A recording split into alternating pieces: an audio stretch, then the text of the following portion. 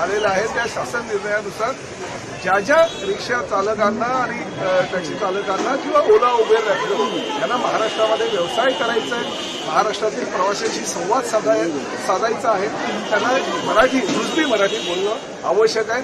त्यामुळे आम्ही कोकण मराठी साहित्य परिषद, मुंबई मराठी साहित्य संघाच्या वतीनं राज्यभर हिंदू हृदय सम्राट बाळासाहेब ठाकरे यांच्या नावानं मराठी भाषा अभियान आम्ही चालू केलेलं आहे.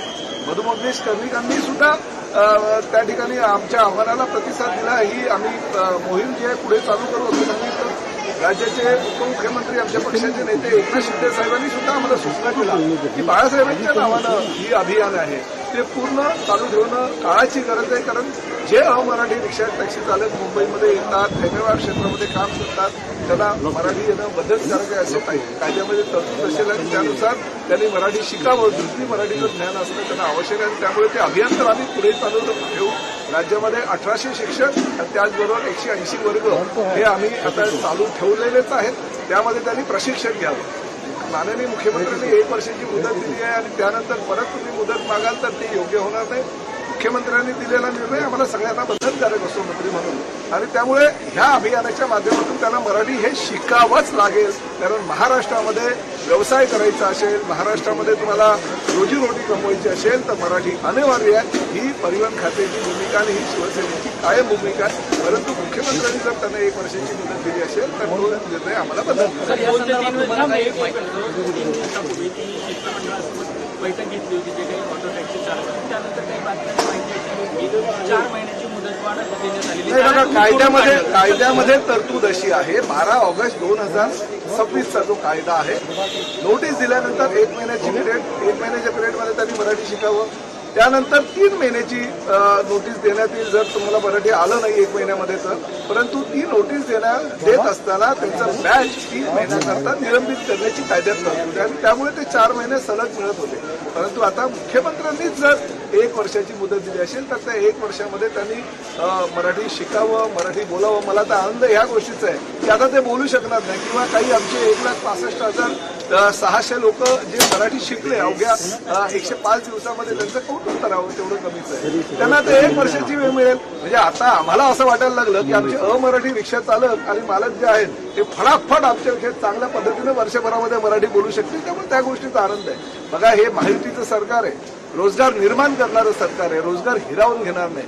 त्यामुळे कुणालाही बॅच रद्द करून किंवा त्याचं लायसन्स रद्द करून त्याच्या रोजगारापासून वंचित करण्याची ही आमची भूमिकाच नाही. परंतु महाराष्ट्रात राहायचं असेल तर मराठी अस्मितेचं पालन तुम्हाला करावंच लागेल. मराठी भूमीशी तुम्हाला एकरूप व्हावंच लागेल. महाराष्ट्राच्या नातीशी, महाराष्ट्राच्या मातीशी तुम्हाला जर एकरूप झाला तर मराठी शिकणं अनिवार्य आणि पुढेही 1 वर्षाची जरी मुदत दिली असेल तरी पुढे 1 वर्षानंतर का होईना तुम्हाला मराठी बोलावंच लागेल. हे आमची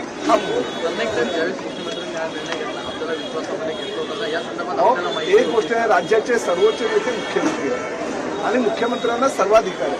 आणि तुम्हाला ह्याही गोष्टीची कल्पना आहे की ही जी आम्ही अभियान चालवत होतो किंवा ज्या अभियानाच्या माध्यमातून आम्ही आता इथपर्यंत पोहोचलो होतो 1,65,600 रिक्षा आणि टॅक्सी चालकांना आम्ही मराठी शिकवलं. त्या पुस्तिकेचं अनावरण माननीय मुख्यमंत्र्यांनी केलं. जेव्हा पुस्तिकेचं अनावरण केलं त्याच वेळेस मला मुख्यमंत्र्यांनी सांगितलं की प्रताप यांना आपल्याला वेळ द्यायला हवा. कारण एवढ्या दिवसामध्ये ते जर शिकले नसतील तर काही आपण वेळ दिल्यानंतर त्यांना शिकता येईल. आणि त्यामुळे ती 105 दिवसाची मुदत दिली होती. परंतु काही लोक ते आमचे वर्ग कमी पडले असतील किंवा आमचे क्लासेस कमी पडले असतील, शिक्षक कमी पडले असतील म्हणून ते शिकू शकले नसतील. कारण 1,65,000 नाही तर राज्यामध्ये जवळजवळ 10 लाखाच्या आसपास रिक्षा टॅक्सी चालवणारे ही आमचे अमराठी लोक आहेत. त्यांच्यासाठी वेळ लागत असेल हरकत नाही. 1 वर्ष का होईना. आम्ही 1989चा नियम आहे. आम्ही 36 वर्ष थांबलो तर 1 वर्ष थांबायला काय नाही. महाराष्ट्रातील मराठी जनता 1 वर्ष वाट बघायला तयार आहे. परंतु 1 वर्षानंतर जर तुम्हाला मराठी आलं नाही आणि अजून 3 महिन्याची मुदत द्या, अजून 6 महिन्याची मुदत द्या, अजून 1 वर्षाची मुदत आहे, ही जर तुम्ही मागणी कराल ती अयोग्य आहे. 1 वर्षानंतर का होईना ह्या महाराष्ट्रामध्ये व्यवसाय करायचा असेल तर तुम्हाला मराठी बोलावंच लागेल. मराठी अस्मिता आमच्यासारखी तुम्हाला टिकवून ठेवावीच लागेल. ही शिवसेनेची आणि प्रामुख्यानं महायुतीची भूमिका आहे.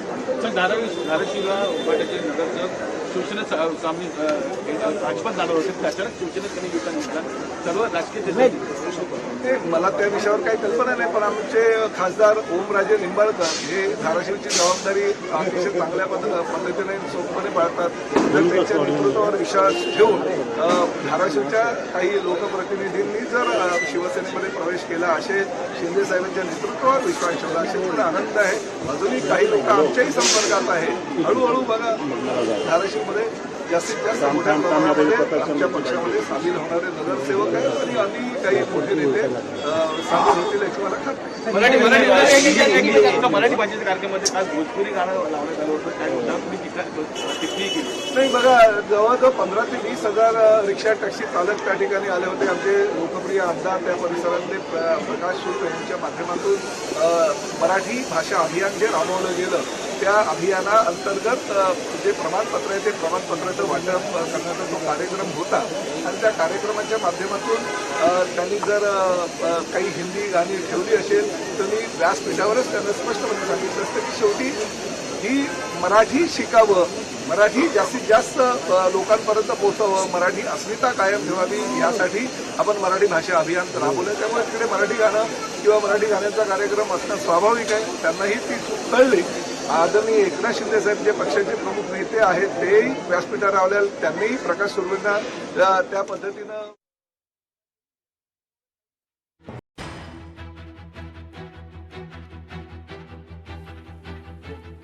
तर मराठी चालकांना मराठी शिकावीच लागेल. मुख्यमंत्र्यांनी मराठी शिकण्यासाठी मुदतवाढ दिली अशी माहिती स्वतः परिवहन मंत्री प्रताप सरनाईकांनी दिली आहे. रिक्षा चालकांना मराठी शिकणं अनिवार्य आहे असं देखील सरनाईक म्हणाले.